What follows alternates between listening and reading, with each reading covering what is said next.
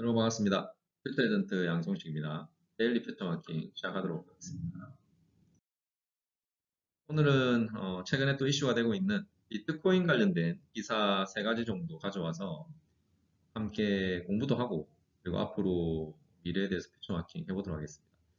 개인적으로 비트코인에 뭐 투자를 하고 있는 것도 아니고요. 그리고 뭐 비트코인이든 뭐 경제 금융의 뭐 완전 전문가는 아니지만 여기 나오는 이 전문가들이 하는 얘기를 우리가 보면서 또 참고할 부분들을 참고하면서 앞으로 미래를 또 한번 생각해 봐야 되겠죠. 그래야 또 개인들은 최대한 올바른 의사결정을 할 수 있으니까요.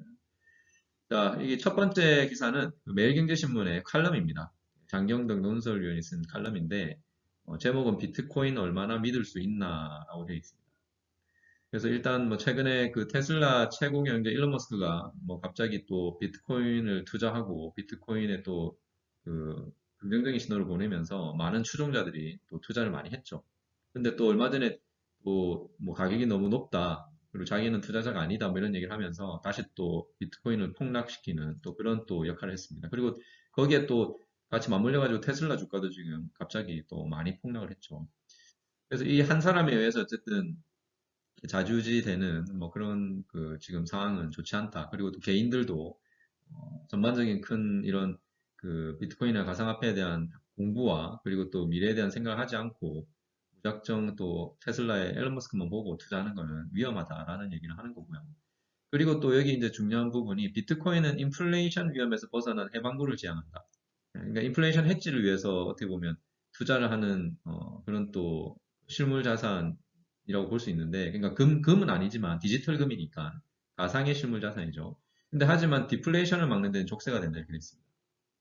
그래서 예를 들어서 2017년 초에 이 코인 하나로 스마트폰 하나를 살 수 있었다면 그해 말에는 20개를 살 수 있었다. 그러면 우리가 코인 하나, 그러니까 하나의 화폐가 20개를 살 수 있다는 거는 그만큼 그 스마트폰의 가격이 하락했다고 볼 수 있겠죠. 그래서 물가가 95%가 떨어지죠. 그리고 지난해 가을부터 올해 초까지 이 코인으로 측정한 물가는 80%가 떨어졌다. 이럴 때 사람들은, 그러니까 만약에 이제 이 비트코인이 화폐로서 역할을 한다면, 이럴 때 사람들은 물건값이 더 싸질 때까지 기다리고, 극단적인 디플레이션이 오면 경제는 멈춰버릴 것이다. 그러니까 사람들이 물건값이 더 싸질 거니까 안 사는 거죠. 그러면 투자도 안 되고 소비도 안 일어나고 경제는 기업도 망하고 그러니까 경제가 이제 멈춰버리는 거예요. 그냥 대공황이 오는 거죠. 그래서 이제 이런 위험이 있다. 뭐 이런 얘기를 하는 거고요. 그리고 이제 최근에 이제 이런 우리가 가상화폐 기가 나온 지 꽤 됐기 때문에 지금까지도 사실은 뭐 비트코인이 화폐로서의 역할을 제대로 하지는 않고 있죠. 쓸 때 쓸 수 있는 데도 많지도 않고. 그래서 대중도 가격 변동이 심한 이 비트코인이 효율적인 교환의 매개나 안정적인 가치 척도 구실을 하기는 어렵다는 것을 알고 있다라고. 저도 그렇게 생각해요. 저도 비트코인 처음에 나왔을 때 제가 한 뭐 2비트코인 정도 사가지고 실제로 그 서울에 이렇게 일부 카페나 이런 데서 그 비트코인으로 결제를 할 수 있게 해줬었거든요. 초기에 막 한참 이슈 때. 저도 가서 직접 구매도 해보고 그걸로. 그리고 또 뭐 그 자동 이렇게 입출금기도 있었어요. 비트코인으로 현금으로 바꾸는 그런 것도 직접 체험도 해보고 했었거든요. 그래서 저도 그때는 그래도 결제를 할 때 뭐 편하고 뭐 그렇게 큰 문제가 없고 그래서 이제 괜찮은 이게 하나의 어떤 그 뭐죠 화폐로서 역할을 할 수도 있겠다라는 생각을 했었는데 뭐 그 뒤에 이제 가격이 워낙 변동이 커지는 걸 보면서 저도 이게 과연 진짜 화폐로서 역할을 할 수 있을까? 예, 그런 역할을 하기는 어렵지 않을까라는 생각을 했었어요. 지금도 마찬가지죠. 지금도 뭐 하루 이틀 사이에 뭐 1,000만 원이 왔다 갔다 하고 이런 우리가 자산을 어떻게 화폐로서 활용을 하겠습니까? 그래서 이제 그거는 좀 위험하다. 지금 현재로서는. 그래서 이제 그 얘기를 이제 여기서 지금 하는 거고. 그래서 이제 화폐로서의 가치는 없다. 위험하다라는 거죠. 그리고 이제 여기 마지막에 보시면 이쪽에 보면 뭐라고 돼 있냐면 그 비트코인을 투자를 리스크 헤지로 합리화하는 것은 곤란하다. 헤지는 안전을 추구해야 되는데 이거는 지금 안전하지 않다는 거죠. 그러면 비트코인 투자가 지금 많은 개인들이 하고 있는지 아니면 기관들 아니면 부자들이 하고 있는지 보면 뭐 개인들도 많이 쫓아서 하겠지만 공격적으로 리스크를 안고 가는 거는 결국 기관 투자가나 거액 자산가들이에요. 근데 이 사람들은 엄청나게 많은 자산 중에서 일부죠. 그러니까 일부를 비트코인에 투자하는 거예요. 그러니까 리스크가 어느 정도 그 안전한 거에도 투자를 하지만 리스크가 큰 거에도 일정 부분 그 분산 투자를 하는 거죠.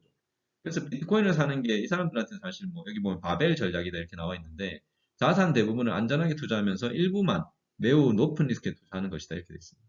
그래서 금수저와 흑수저들의 투자하는 방식이 다르다는 거죠. 흑수저들은 일확천금을 노리고 모든 걸 몰빵해서 뭐한 방에 뭔가 엄청난 그죠?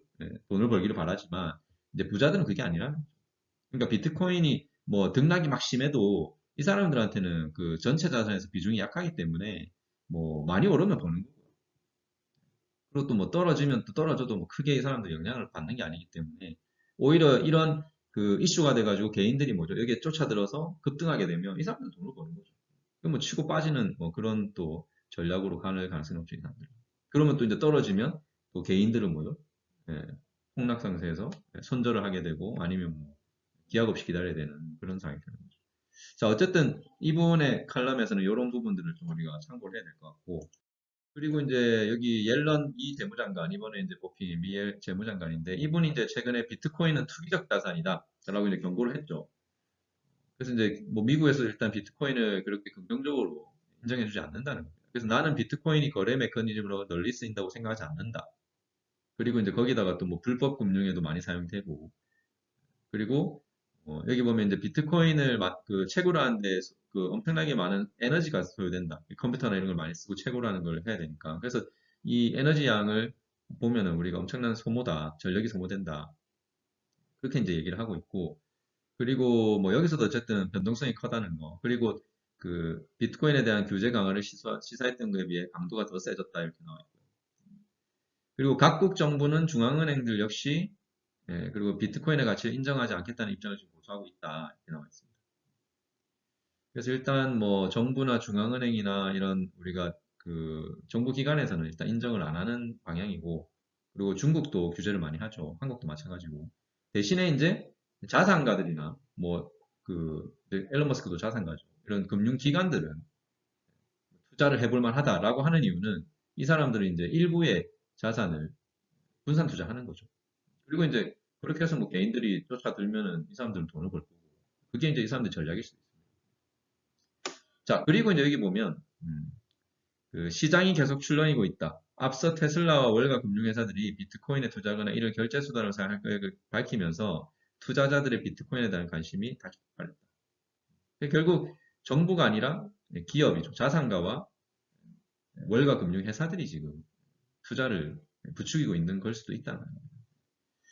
자, 그리고 세 번째 기사는 바로 이 미국도 디지털 달러 발행을 검토 중이다라는 거예요. 중국은 이미 디지털 화폐를 중앙은행이 발행을 해서 테스트를 하고 있죠, 시범적으로. 그리고 이제 그렇게 이제 새로운 신화폐 전쟁을 통해서 중국이 이제 달러처럼 기축통화로 올라서기 위해서 빨리 먼저 선행적으로 디지털 화폐 시대를 만들어 가려고 하는 겁니다. 그래서 지금 미국도 달러의 디지털 버전인 예, 이 중앙은행이 발행하는 디지털 화폐를 CBDC를 발행을 검토하고 있는 거죠. 그리고 미국 내 저소득층이 금융으로 포용되는 것을 가로막는 장애물을 제거하는 데 도움을 줄 수 있다. 이 말이 무슨 얘기냐? 너무 많은 국민들이 간편한 결제 시스템과 은행 계좌에 접근이 가로막혀 있는데 디지털 달러가 이를 해결할 것이다. 그리고 디지털 달러는 결제를 보다 빠르고 안전하고 저렴하게 변화시킬 것이고 이는 중요한 목표다. 그러니까 최근에 기술 발전과 여러 가지 이런 상황들을 봤을 때 디지털 달러가 훨씬 더 생산성이 높다는 거죠. 그럴 수밖에 없죠. 뭐 현금을 우리가 쓰는 건 현금을 또 만들어야 되고, 그리고 또 지금 뭐 코로나나 이런 전염병에 사실 현금 사용량이 확 줄었을 거기 때문에 앞으로 또 현금에 대한 필요성이 그렇게 크지 않을 가능성이 없습니다. 그렇다면은 뭐 디지털 화폐 발행은 수순인데 일단 중국이 그렇게 지금 시작을 했기 때문에 미국은 또 미중 전쟁 중이기 때문에 또 너무 격차가 벌어지면 안 되니까 지금 이제 슬슬 미국도 이 디지털 화폐 발행을 이제 적극적으로 검토하기 시작한 거죠. 지금까지는 소극적이었는데. 자, 그래서 저는 이 지금 여러 가지 이런 상황들을 보다가 뭐 그런 생각이 들었어요. 그러니까 비트코인이 우리가 과연 화폐로서의 가치가 있는가 생각해 보면 현재로서는 저는 위험하다. 그러니까 그 변동이 워낙 크니까 안정성이 없는 거죠. 그러면 이 비트코인의 역할은 과연 뭔가? 그러니까 비트코인을 만든 이 사토시가 과연 이걸 만든 이유가 뭘까? 그리고 근본적으로 이걸 만든 이유가 뭔가를 보면 결국은 그 우리가 이 자본주의 사회에서 이 돈에 대한 부정적인 생각이죠. 그러니까 이 화폐에 대한. 왜냐하면 그 검은 돈도 많고, 검은 돈도. 그리고 또 이런 그 기업들이 또 이런 그 수익을 내면 이거를 공정하게 분배를 안 하고 뭐 여러 가지 방식으로 이걸 빼돌리죠. 그러니까 공정한 분배가 안 되고 하는데 그러면 이거를 해결할 수 있는 방법 중에 하나가 그 바로 현금을 없애는 거예요. 그러니까 현금을 없애고 디지털화 해버리면 처음부터 중앙은행이 화폐를 디지털로 발행해버리면 추적이 가능해져요. 이제 블록체인 기술이 또 있고 하니까. 그럼 이제 추적이 가능해지고 함부로 이 돈을 우리가 자기 마음대로 빼돌리거나 그리고 검은 돈으로 쓰거나 뭐 그런 게 불가능해집니다. 그러니까 투명성이 강화된다는 거죠. 결국은 이 투명성이 강화되는 그런 지금 디지털 화폐로의 전환 그걸 저는 목표로 하지 않았나 생각이 들어요. 그러니까 비트코인을 만든 이유가 어떻게 보면 비트코인을 진짜 화폐로서 만드는 게 목적이 아니라 바로 긴장감을 주는 거죠. 중앙은행에. 그리고 위협이 되도록. 그리고 결국은 중앙은행이 화폐를 디지털 화폐로 바꾸고 자본주의 사회의 투명성을 높이는 이게 결국은 목표가 아니었나 싶어요. 그 지금 상황을 보면 지금 이렇게 중앙은행들이 결국은 디지털 화폐를 발행하겠다고 이제 적극적으로 나서기 시작하는 거 보면 저는 결국 이게 우리가 지금 가야 되는 미래가 아닌가 싶습니다. 비트코인이 뭐 자산으로서 가치가 있니 없니는 뭐 있는 사람들이 뭐 그거 가지고 뭐 투자하고 하는 거고 개인들이 여기에 투자해서 사실은 뭐 엄청난 이득을 보기는 재수 좋으면 보겠지만 너무 위험한 자기 자산의 대부분을 여기 투자하는 개인들한테 너무 위험하죠. 그럼 결국은 우리가 바라봐야 되는 거는 바로 사회 시스템, 이 자본주의 사회의 시스템을 바꾸는 그런 역할을 했을 때 진짜 이 비트코인의 역할을 다 한 거다라고 저는 생각해요. 그래서 지금 우리가 이제 이 가상화폐에 대해서 뭐 관심이 많고 뭐 이걸로 뭐 돈을 버니 많이 얘기를 많이 하지만 저는 그거보다 오히려 더 앞으로 투명한 자본주의 사회를 만드는 그런 시스템으로 전환이 된다면 그게 가장 저는 바람직한 미래다 이렇게 좀 생각합니다. 자, 여러분은 뭐 어떻게 생각하는지 모르겠지만 개인적으로는 그런 생각이 들고요. 여러분도 이런 여러 가지 그 비트코인과 관련된 전문가들의 얘기를 잘 검토하셔가지고 또 투자 결정도 하시고 그리고 미래를 한번 펼쳐마킹 해보시기 바랍니다. 자, 오늘은 여기까지 하도록 하겠습니다. 고맙습니다.